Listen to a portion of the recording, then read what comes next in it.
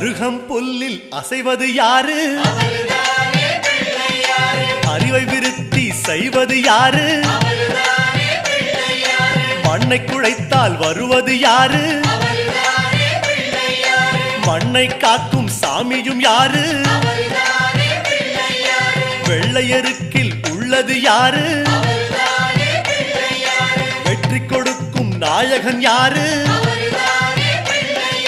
முன்னே வந்த சாமியும் யாரு? அவரும் வாழ்வது எங்கே கூறு?